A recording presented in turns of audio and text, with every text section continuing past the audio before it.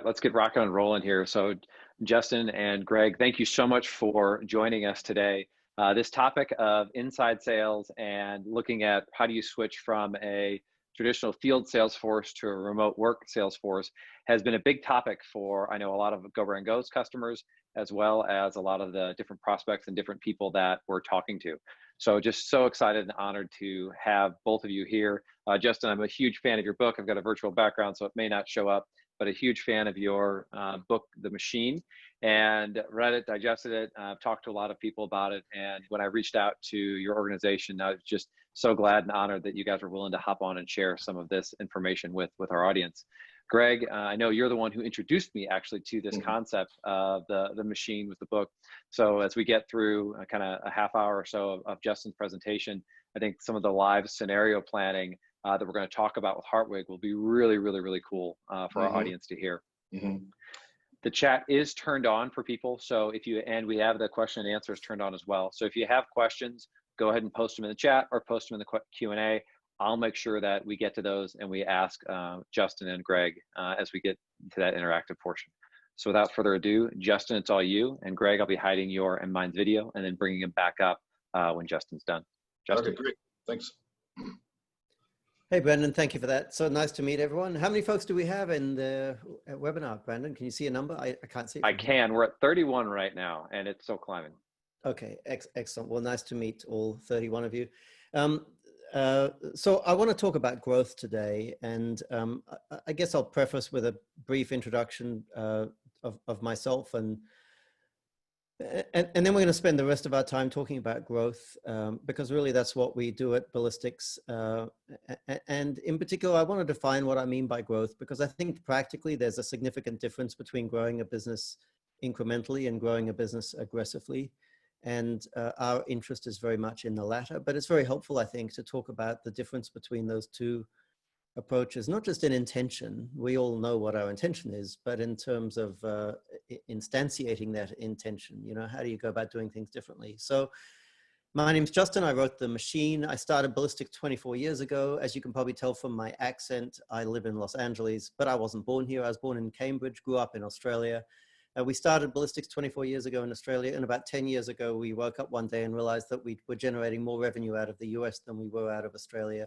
Or maybe that was 15 years ago. And about that time, I started plotting to emigrate, and I moved to LA, which is just near the rest of the United States, or just near the US. And about 10 years ago, I've been here ever since, and I'll probably be here for the rest of the time. So growth. You can grow a business slowly or you can grow a business quickly, but there isn't a smooth transition where the two strategies are concerned. I think it requires a different set of intentions and a completely different approach to growing a business aggressively.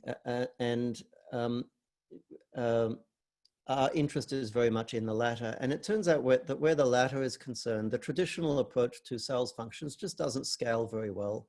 It might help you go from 0 to 1, but it doesn't help you when you want to go from 10 million to 100 million, or from even from 5 million to 50 million.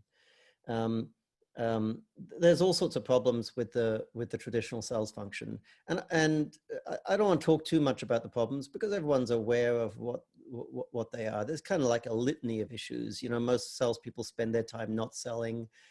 Salespeople tend to manage accounts rather than pursuing new ones. They fight with each other. The salespeople are difficult to manage. There's always a concern they'll leave and take your customers with you, and all sorts of issues associated with the traditional sales function. What I want to do in the interest of brevity is actually kick this discussion off by just disclosing to you right up front that if we're working with an organization to grow their sales aggressively, exactly what we do to achieve that. Because what we do to achieve that is counterintuitive, and it probably flies in the face of what you would expect most directors of sales to do to grow sales, and probably in the face of what you instinctively would do if you wanted to grow sales aggressively in your organization. So we have kind of like a three-step plan. And I'm just going to walk you through the three steps. So the three things that we do when we go into an organization that wants to grow aggressively.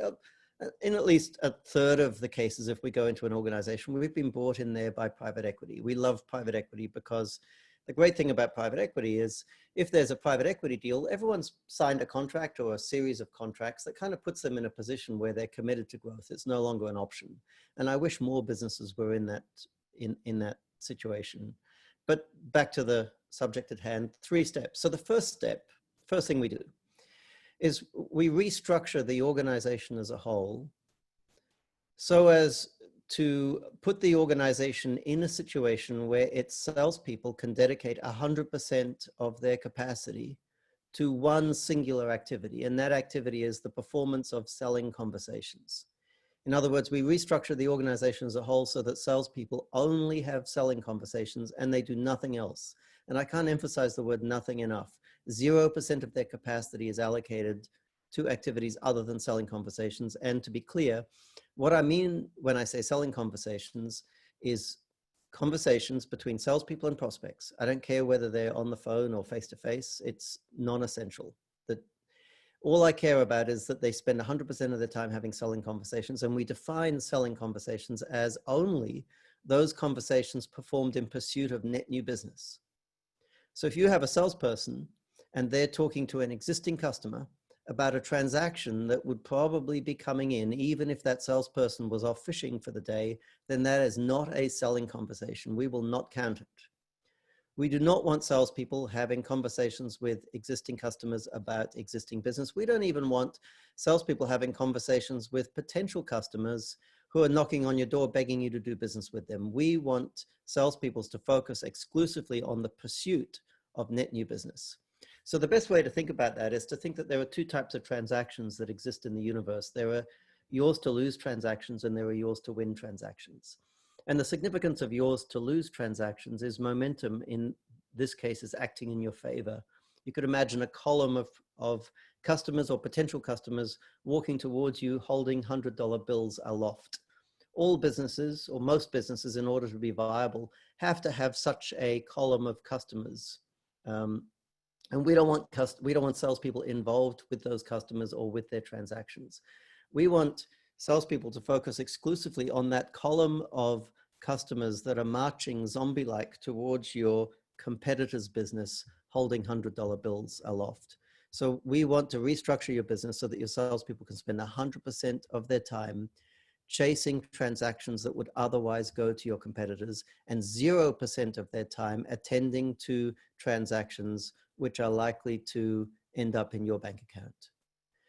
And doing that requires a fairly major restructure of the organization. And the reason it requires a major restructure of the organization is most organizations salespeople, and by most organizations, I mean your salespeople, spend most of their time engaged in activities that we would not classify as selling conversations.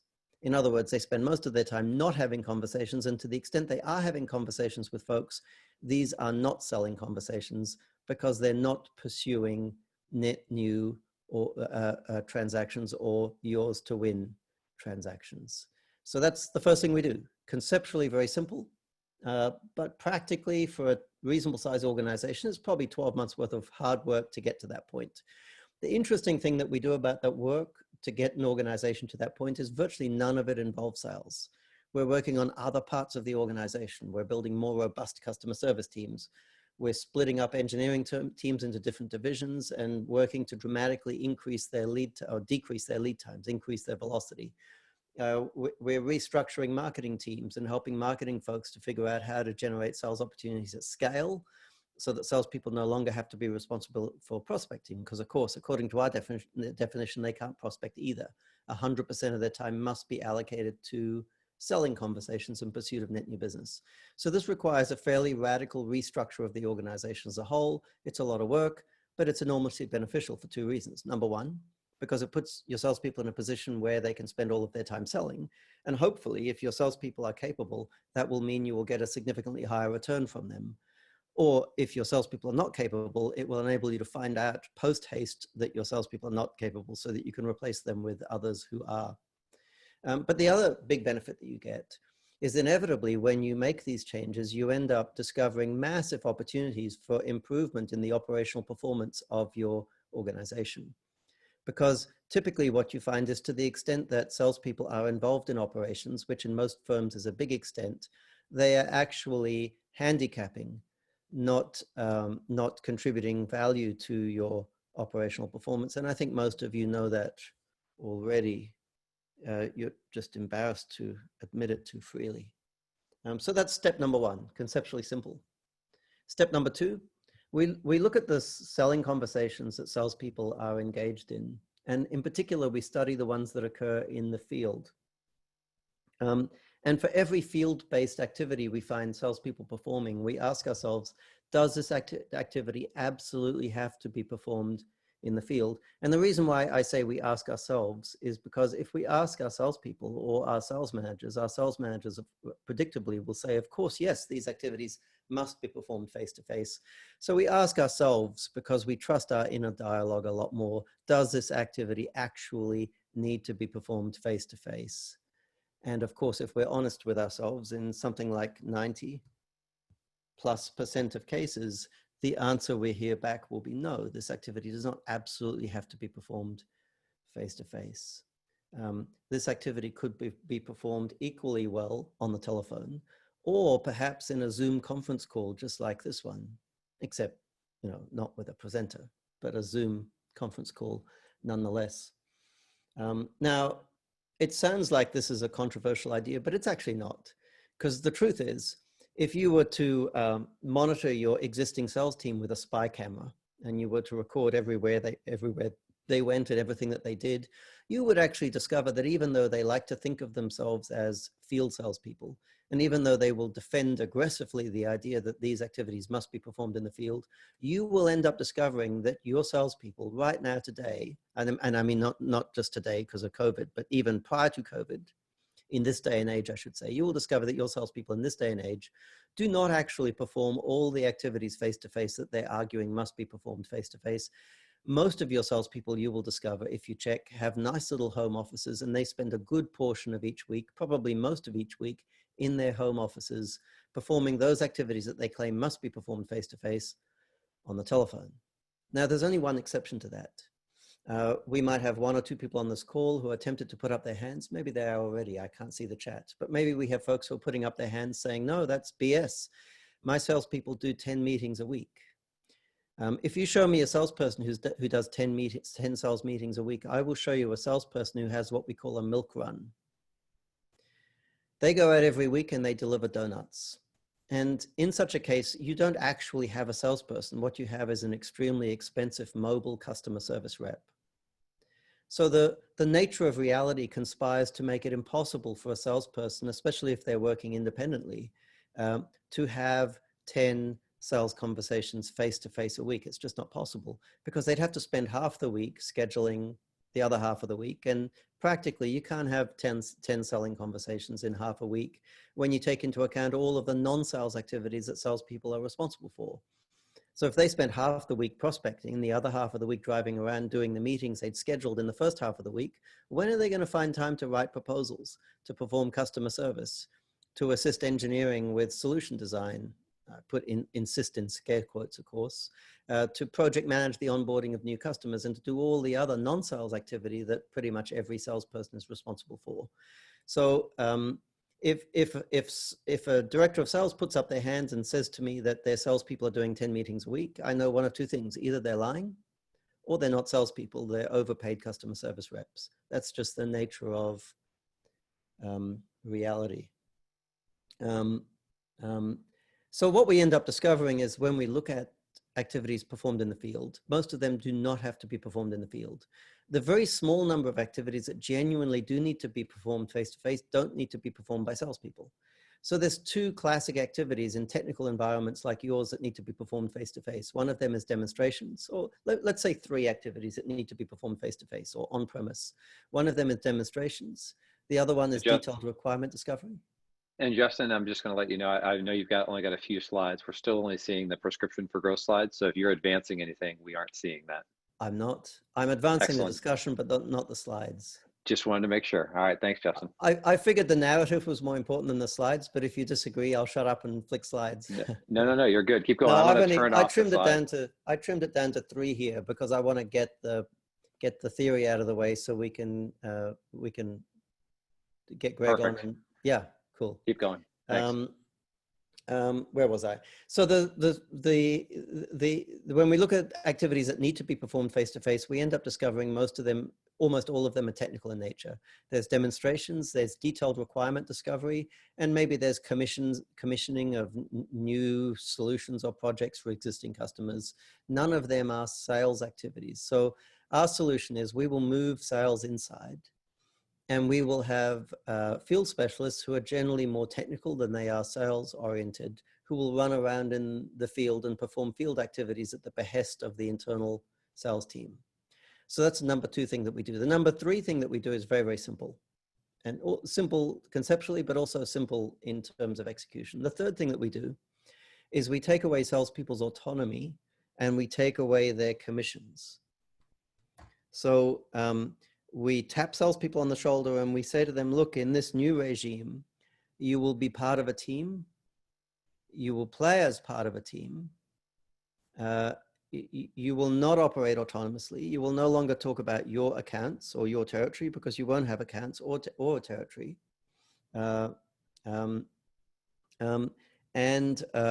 you will not be paid commission. Now, that doesn't mean you're going to get a reduction in pay. We may well choose to give you an increase in pay. So if you've averaged $120,000, $150,000 a year for the last 3 years, we're probably going to pay you whatever your average is, maybe a little bit more, just for good measure. But we're not going to pay you on a piece rate, because what we're adopting here is a team-based approach to sales. And if we're adopting a team-based approach to sales, it doesn't make sense to proceed from the assumption that we want one member of the team to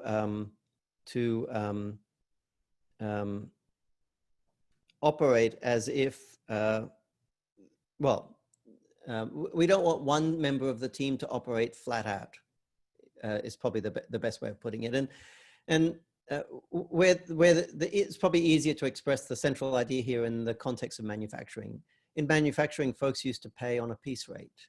And with the move to modern manufacturing and division of labor and everything that went along with it, folks in manufacturing gradually came to understand that it didn't make sense to pay folks on a piece rate, because we don't want each individual to work as fast as possible. We want the team as a whole to work as a team. In other words, we want a single flow through the plant. So, and we need to find a way to synchronize the plant as a whole, regardless of whether we synchronize the plant mechanically with an assembly line, or whether we synchronize the plant using some sort of virtual assembly line, like perhaps Kanban, or maybe drum buffer rope if you're a TOC aficionado.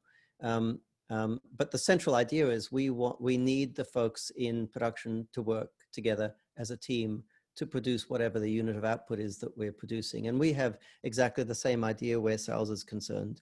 In order to increase dramatically the velocity of opportunities, which is what makes you money, we need to get rid of this idea that a single person owns accounts, and move towards a situation where we have a team of people collectively prosecuting opportunities. So they're the 3 big ideas that we bring to the table. Conceptually, they're all very simple.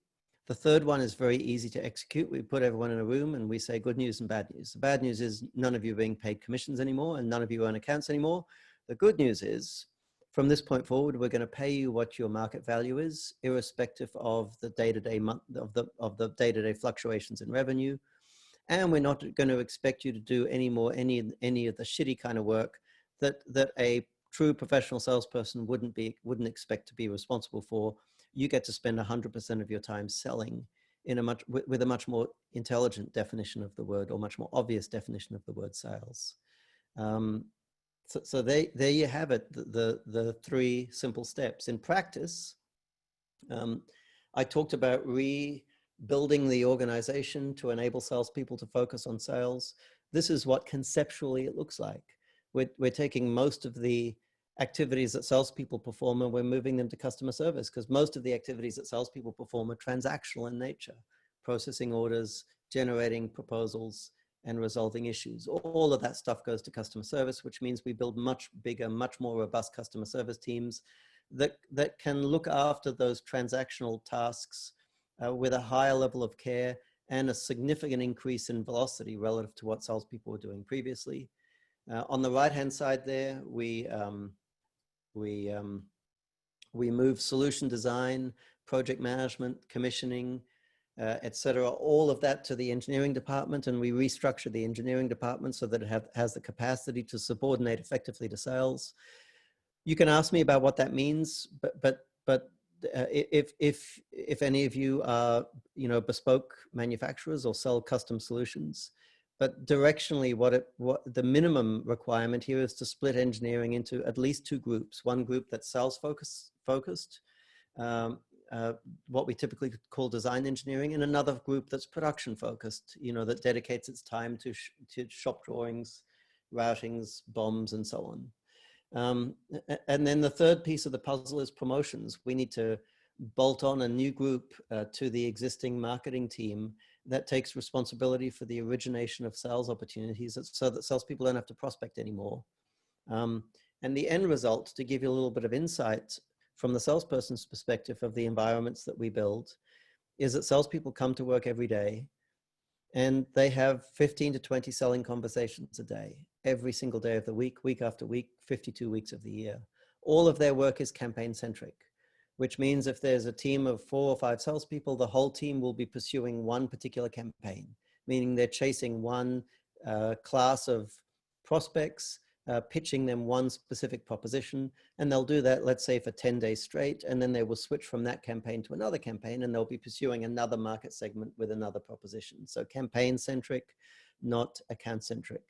And every day when salespeople come to work, their opportunity queues will be replenished. So if you look at any of our client salespeople, they will all have 15 to 20 selling conversations a day. They will all sit downstream from a queue of about 80 opportunities. They will all process opportunities at the rate of about 10 opportunities a day, which means every day they close about 10 ops. Maybe they lose 9, win 1. And every morning before they get to work, those queues are replenished, which means when they start work the next day, they start work just like the day before with 80 opportunities in queue. And this, ladies and gentlemen, is what you need to do in and around sales in order, at least in my humble experience, to grow organizations aggressively. Now, this is pretty radical stuff. So I introduced at the beginning this idea that there's a difference between how you would go about growing an organization incrementally and aggressively. If you want to grow your organization incrementally, you don't need any of this stuff. You don't need any of the disturbance that comes with a kind of a radical restructuring like this, and all of the angst that comes from positing an idea that's such a philosophical departure from how most sales and management folks think about sales. But if you're in a situation where you're already a reasonable sized firm, if you're already doing sort of 10 million a year in sales and you're looking for 20% plus year-on-year growth year after year, then you're not going to get that with the incremental approach. And that's when maybe you want to start thinking about shaking things up and adopting a more radical approach to growing the organization, like this one. So horses for courses. So I've consumed a little under than half of the available time. I can talk more. I'm going to flip to another slide that shows typically what a sales function would look like if we redesigned it and kind of instantiated these ideas. We have a customer service team down the bottom here. We have a core inside sales team here. On the left, we have the promotions team that's generating opportunities and pushing them to sales every single day. And to the extent that we have a requirement for field activities, we're pushing activities to field-based folks. But the central idea is the core sales team is here, this little group of folks having 15 to 20 selling conversations a day, 5 days a week, 50 odd weeks a year. So I'll refer back to this chart if necessary to answer specific questions. But I think from here, let's open it up and make it a workshop for the rest of the hour. All righty. I'm going to kill your sharing, Greg. I'm going to unmute you. So Justin, you said some pretty interesting stuff there. Sales should not be prospecting. Sales should not be taking commissions. They should not be operating autonomously, and breaking apart the manufacturing, breaking apart sales to operate more like manufacturing versus like a single trade. I think it's, some of the main takeaways I took away. I know as we were preparing for this, Greg, you had some great questions about how sales teams adopt this. So I'm going to turn it over to you to ask that first question. Yeah, it's interesting. Read the book, very intrigued, and it's nice to have Justin here on. Thank you again, Justin. One of the first things that comes to my mind is, how do you sell this to a sales team? Because everything's going to change, everything's going to transition, and I can just imagine the uproar and anarchy that we would have within our sales team. So, is there a process, or what has worked best for you guys when you're trying to transition and sell this to a sales team?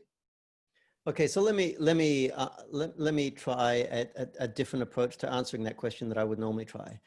Let's do a thought experiment, Greg. Let's assume that you were a psychopath and you didn't give a damn about people's feelings. In fact, you didn't even understand the concept of feelings, so you didn't even try and sell it to your sales team. You simply went and bludgeoned your sales team around the head with these new ideas. Let's imagine you did that. And let's imagine the reaction of your sales team. Because when you ask the question, how do you sell it to the sales team, there's kind of an assumption there that some salesmanship is required, that a certain amount of nuance is required in order to get salespeople to bite at this, but that's not my experience. My experience is that these ideas are so obvious that they're not that hard to sell. So if you imagine, when you say sales team, that you have a bunch of folks who actually enjoy selling, and you go and describe this to them, there will be some ideas that they find philosophically uncomfortable, like they're going to lose their autonomy and they're not going to be paid commissions anymore. So, but there'll be a whole bunch of ideas in here that they find practically very appealing. The idea that they spend all day, every day having selling conversations means that they spend 0% of their time sitting in hotels writing proposals, receiving calls from customers when they're sprinting to drive to the next appointment, trying to explain to them why their order hasn't been delivered yet, doing expense reports, and performing a whole bunch of other activities that collectively consume most of a typical salesperson's capacity. So smart salespeople who actually want to sell for a living, when I get to the end of the little presentation that I've just done, if I was doing the presentation, they're smart enough to figure out for themselves that practically, if they like selling, they're going to get to do a shit ton more selling in this model than they do in the traditional model. Mm-hmm. And where compensation's concerned, if they're smart, which most salespeople are, they will realize that the more selling that they do, the greater their market value. And the greater their market value, the more leverage they have when they come and knock on the door of your office, Greg, and say, hey, dude, I deserve to be paid significantly more. So they're not stupid. They know that if you take them off totally variable pay and put them on salary, salaries are still variable. Salaries have to go up to increase to reflect increases in individuals' market value. Because if they don't, guess what? Individuals leave and go and work somewhere else. So, most of the time when organizations get us to present these ideas to their sales team, we're a lot less nuanced in our presentation of the ideas than our clients' managers expect us to be, simply because we're not scared of these ideas. We know these ideas are good for everyone. They're good for the executive team, they're good for the investors, and it turns out they're actually good for salespeople as well. There's only one group of people who feel genuinely compromised by these ideas, and that's middle managers. And why is that?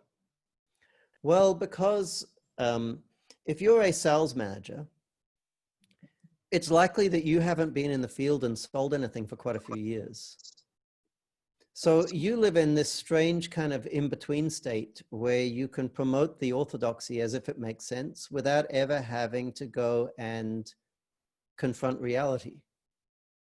So if you listen to yourself parrot the orthodoxy for 2 or 3 years, you can do a pretty good job of convincing yourself that it's actually true. Mm-hmm. But salespeople actually have contact with reality on a day-to-day basis. So while salespeople will stand up and say, no, this is bullshit if challenged, sales is all about relationships, or all these activities genuinely have to be performed face-to-face, they're not going to hold that line for too long, because in their heart of hearts, they know that that position isn't true. They'll back down quite quickly when challenged. But middle managers don't back down quickly because they don't have a clue. Mm. Not Would all the you, time, but a lot of the time. Justin, would you expand a little bit more on that whole relationship aspect? One of the audience asked that a similar question, just saying, we heard from a CEO of a large company last week who mentioned that the relationship is so important that if it's not established, they aren't going to buy. And if you move salespeople in-house, how do you continue to maintain those existing relationships while nurturing new ones? So everyone asks that. And everybody, when they make that claim that relationships are important, they make the claim as if it was peculiar to their organization, as if no other executive would have ever thought to say that. But guess what? Every executive says that. And guess what else? It's never true. Never true. Unless you're a dating agency, you know, maybe. Whoops, shut up, Google. Maybe if you're a dating agency, you could claim that you're in the business of selling relationships. But if you're an industrial B2B vendor, you're not in the business of selling relationships. You're in the business of selling stuff. And this is like, you know, pretty much anyone who asked that question made it through high school. Otherwise, they wouldn't be an executive. And they would have learned in probably day one of basic stats that correlation does not equal causation. And in almost every case, a relationship is a consequence. A personal relationship is a consequence of the commercial relationship, not a cause of the commercial relationship. So if you think about how business plays out, you start off in business with no customers. You hustle like crazy to win some customers. If you win some customers and do a good job of serving them, they come to like you. But the personal relationship is very much a byproduct of the commercial one. If you did a shitty job of delivering on time, or if you delivered a shitty product, doesn't matter how much they like the smell of your aftershave or your perfume, you're not going to develop much of a personal relationship. Now, salespeople don't think about this too deeply. And it's not because they're not smart, it's because it doesn't serve them to think about it too deeply, because management is gullible enough to believe the BS that they serve up. So why should they have to, you know, spend hours pulling this apart? The reality is, for salespeople, if you get them to list off all of the valuable relationships that they have, and then you go and examine each of those relationships and ask where it came from, you will end up discovering that the commercial relationship preceded the personal relationship. And how do I know that's true? The reason I know that's true is that if your salespeople leave, before they leave, if you know they're going to leave, you will be scared that they're going to take a whole bunch of accounts with them. But unless there's something seriously wrong with your business's fundamentals, inevitably what happens when your salespeople leave is they take with them exactly one account. And when you recruit your competitors' salespeople, you will be deliriously excited about how many of your competitors' accounts they're going to bring with them. But you're inevitably disappointed to find out that when you do successfully recruit your competitor salespeople, each of them brings with them precisely one account. So business is almost without exception never a byproduct of personal relationships. Personal relationships are a byproduct of commercial relationships. In other words, if you wanted to make friends in business, the best way for you to make friends, develop personal relationships in business, is to build a business with fantastic operations. A business that had a product that was in demand, that shipped it faster than its competitors did, priced it lower than its competitors, and had, you know, better quality. And if you built such a business, you would end up with a whole bunch of friends, and it would be excusable for you to think that those friendships were the secret of your success. But bad news for you all 30, however many of you are, it's not the secret of your success. If you have if you're in business and you have a lot of good personal relationships with your customers, it's not because of your aftershave or the scent of your, you know, cologne. It's because you've built a business that has good fundamentals and good operations. And my apologies to anyone who finds that insulting. So could you expand upon on how, just a little bit, and then Greg, we're going to come to you for the next question, on how the inside model helps build a relationship with those customers? Because I know in your book you talked about how it can actually, well, the first thing is we don't talk about relationships. We have this, if we engage with a potential customer, we'll spend an hour talking about relationships, and then we will agree not to talk about relationships anymore. Because here at Ballistics, we have a very low tolerance for that conversation. In other words, we'll give it an hour, but if you want to keep talking about relationships after the hour, then go talk to someone else, because we got nothing else to say on the subject. So we are not interested in building relationships. We're not building a sales process so we can go out and get more relationships. We're building a sales process so we can go out and get more accounts. If you build a sales team that goes and wins a shit ton of accounts every month, and your operations team does a good job of fulfilling the orders that come from those accounts, your salespeople will end up with a bunch of personal relationships, as will your customer service people and everyone else in your organization. There'll be a whole lot of love to share around amongst everyone. But it's not the love that built the business. It's time we woke up and started to think a little more deeply about first causes. It's not the love that's the first cause. It's the operational performance that's the first cause. And we're not doing ourselves any favor by using this word relationship all day long, because we think we're communicating, we're not. The word relationship serves more to obfuscate than it does to communicate. We need to stop using it. It's the opposite of communication. All right, we Greg, may as well just crawl around in the dirt and grunt at each other. I love how direct you are, Justin. Greg, over to you. Yeah, thanks. So Justin, we've been around since 1960. We're now third generation organization, family company. I was going to say you age well, Greg. Yeah. We have 30 guys, field sales guys on the road today. We cover 14 states out of really, we call it 5 regions or 5 areas through those 14 states. What would be a good way to get proof of concept for the inside sales without scaling so big that it becomes so expensive? Is there in your mind a good place to start with like a small group of people in like an area or 2 areas? What's your prescription?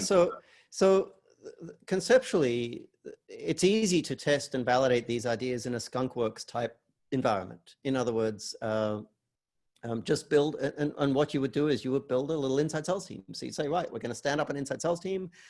We're going to we're going to grab a couple of people out of our marketing department. We're going to put them in the skunkworks environment to work with the sales team. Those marketing folks are going to generate sales opportunities every single day for the salespeople. And as soon as we stand this up, we're going to put maybe 3 people from our existing organization or even new people into this skunkworks environment. The salespeople are going to have 15 to 20 selling conversations a day. They're going to be calling on the back of compelling propositions that the management team have dreamed up and have been served up to them by the marketing team.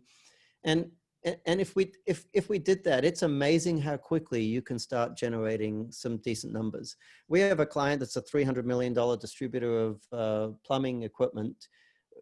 We started building an inside sales team for them at the beginning of this whole COVID thing. Mm-hmm. And I think as I speak today, they have 7 or 8 people in their inside sales team. None of those salespeople have met each other or any member of management, and none of them have ever visited our client's physical location because of COVID.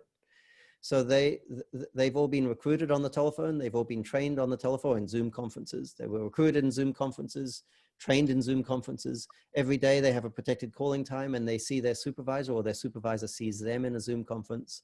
And so it's possible to stand that up very, very quickly. But there's a couple of things that we have to be aware of. There's some pre-work that has to be done before you can even do that. So the first thing that we need to be aware of is that for this experiment to be valid, and you want it to be valid because otherwise you're never going to get a mandate to scale it. For this experiment to be valid, you cannot have your new inside sales team calling rats and mice accounts. Because if you call rats and mice accounts, you'll end up booking rats and mice transactions and it's doomed not to be successful. So you need your inside sales team to be pursuing a cross-section of business.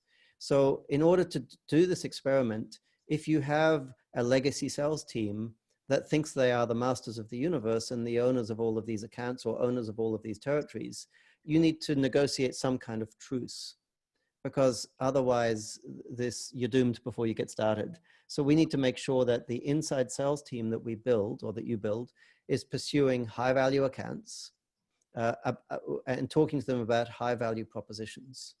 We are not building a tier 2 sales team. We are building a SWAT team that eventually will probably replace your legacy sales team.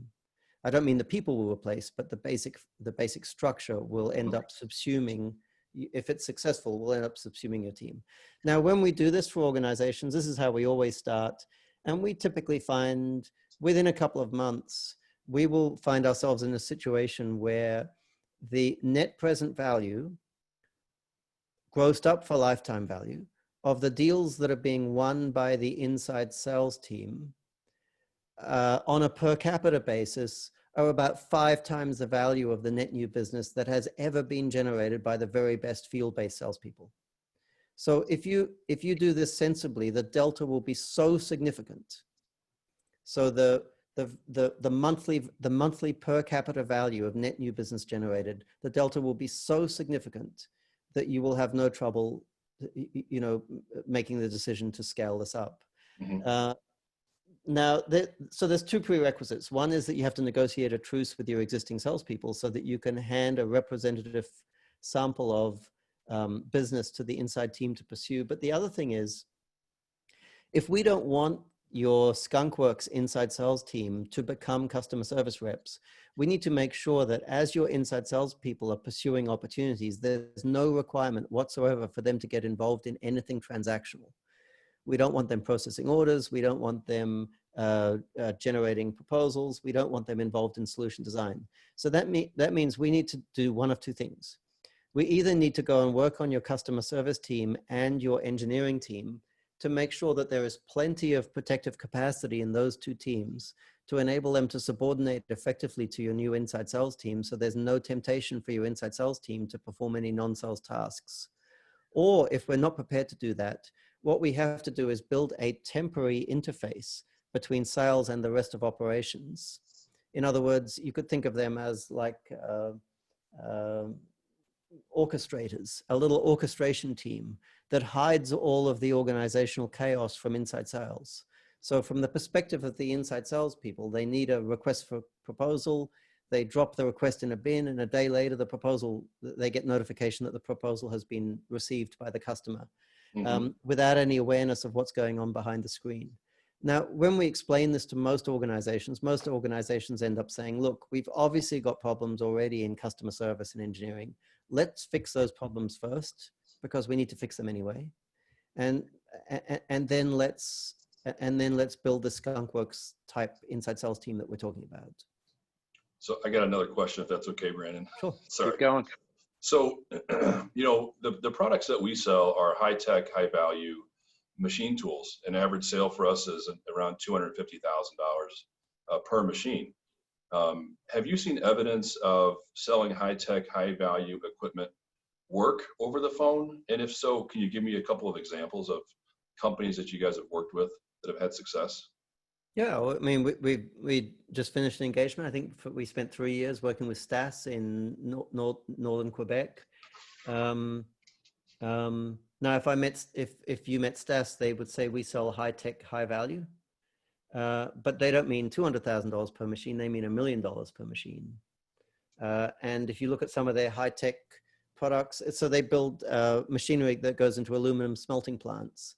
And some of their stuff is very low tech, like crucibles, but some of their stuff is high tech. For example, they have a machine that will pick up aluminum billets and hold it aloft, and they have these little cameras on tracks that whiz up and down and examine the surface of the aluminum looking for fissures.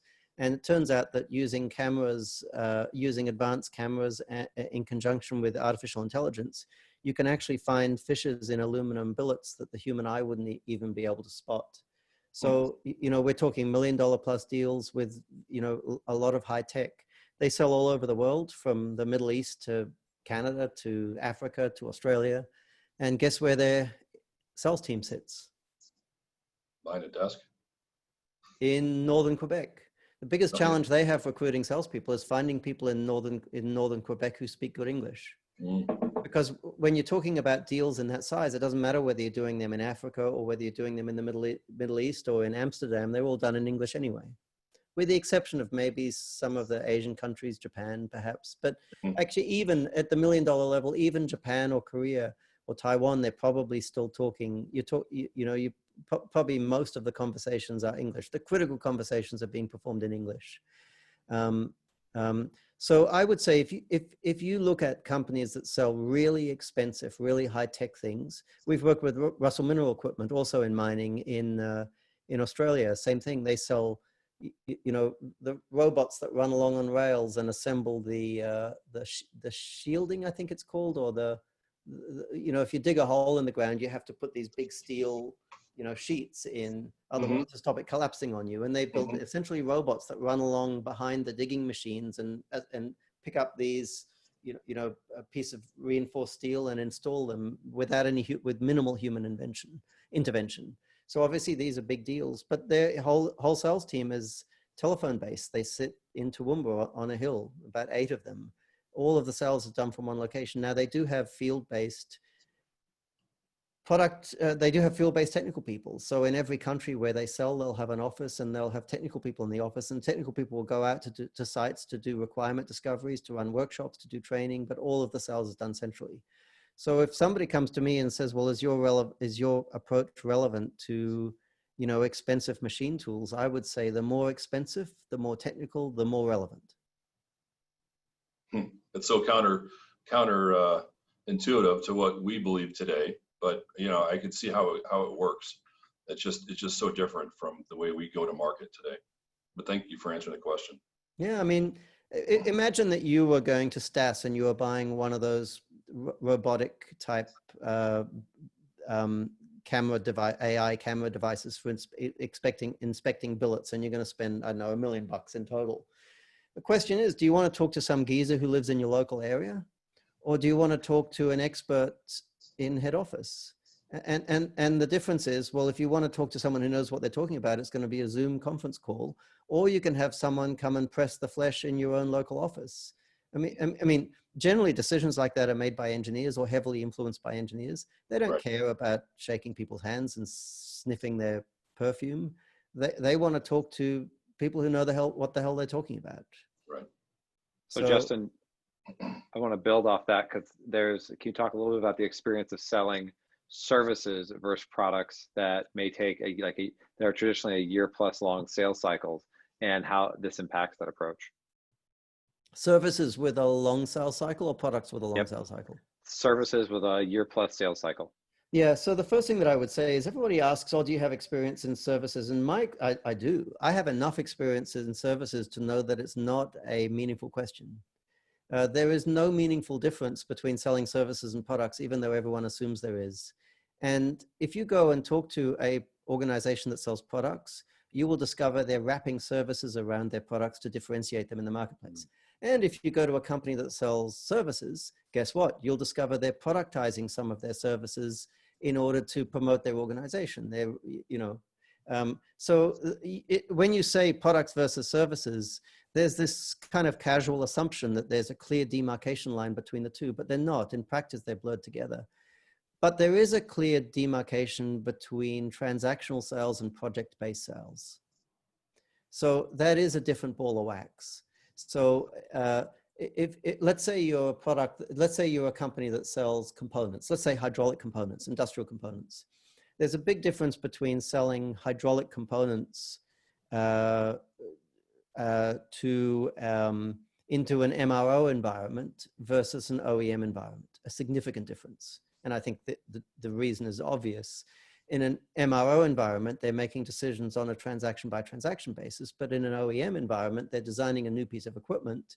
And, you know, even though your parts might be worth dollars, tens of dollars perhaps, they understand that if they make a commitment to your parts, they're making a commitment that's, unless something goes terribly wrong, that's live for the life of the